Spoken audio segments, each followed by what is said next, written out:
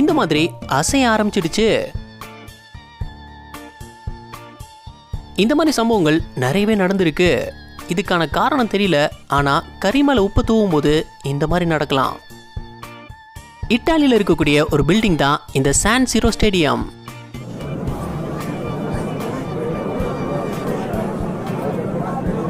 இதை பார்க்கும்போது அந்த பில்டிங்கோட காலம் ஏதோ சுத்துற மாதிரி இருக்குல்ல. ஆனா அது ஒரு இல்யூஷன். அந்த பில்டிங் சுத்தல. மக்கள் இறங்கி வர்றது தான் நமக்கு அப்படி தெரியுது. ஆனா பார்க்கவே வித்தியாசமா இருக்கு. மெக்சிகோல மாயன் சிவிலைசேஷன்ல கட்டப்பட்ட இந்த பிரமிட் எல்லாரையுமே ஆச்சரியப்பட வச்சிருந்தது. ஏன்னா இந்த பிரமிட் முன்னாடி நின்று நம்ம கை தட்டினோம்னா அந்த சவுண்ட் ரிஃப்ளெக்ட் ஆகி நமக்கே கேட்கும்.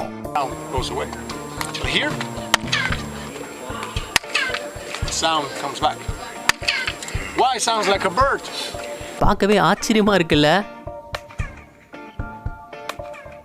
ஏகப்பட்ட பேர் ஆராய்ச்சி பண்ணியும் இந்த சவுண்ட் ரிஃப்ளெக்ஷன் எதனால் நடக்குன்னு கண்டுபிடிக்கவே முடியலையா. பழங்காலத்திலே எப்படி யோசிச்சு கட்டியிருக்காங்க பாருங்க.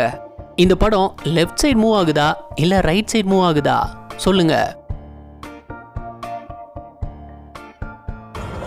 ஒரு கார் கேம்ல பதிவாயிருந்த சம்பவம் தான் இது. 2 ட்ரக்குக்கு நடுவுல நூல் இலையில உயிர் தப்பிச்சிருந்தாங்க.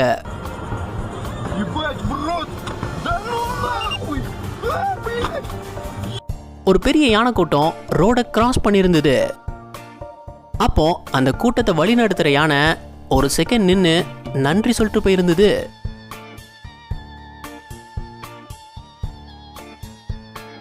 ஒரு திமிங்கலம் டால்பினை வேட்டையாடும் போது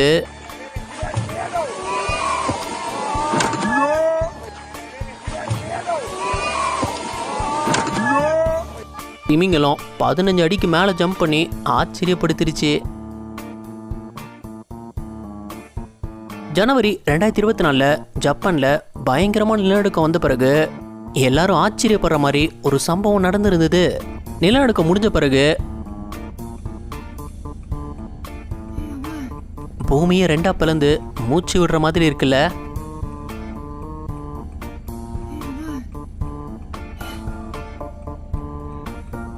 ஒரு இடத்துல எம்டியா நின்றுட்டு இருந்த இந்த ட்ரக் திடீர்னு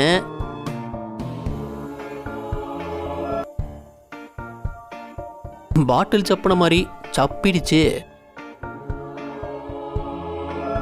மகாராஷ்டிரால இது பதிவாயிருந்தது.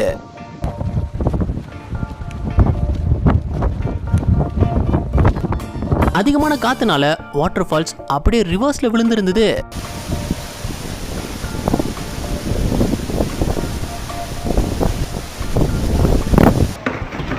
இந்த பில்டிங்ல படிஞ்சிருந்த பனிக்கட்டி விழுறத பாருங்க.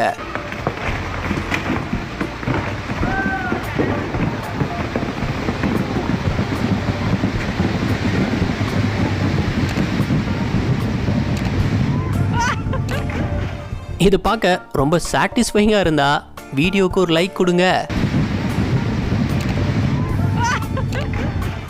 நம்மெல்லாம் கீழே விழுந்தா இப்படி எந்திப்போம். ஆனா ஜே ஜோன்ஸ்ங்கிற பிளேயர் கீழே விழுந்தா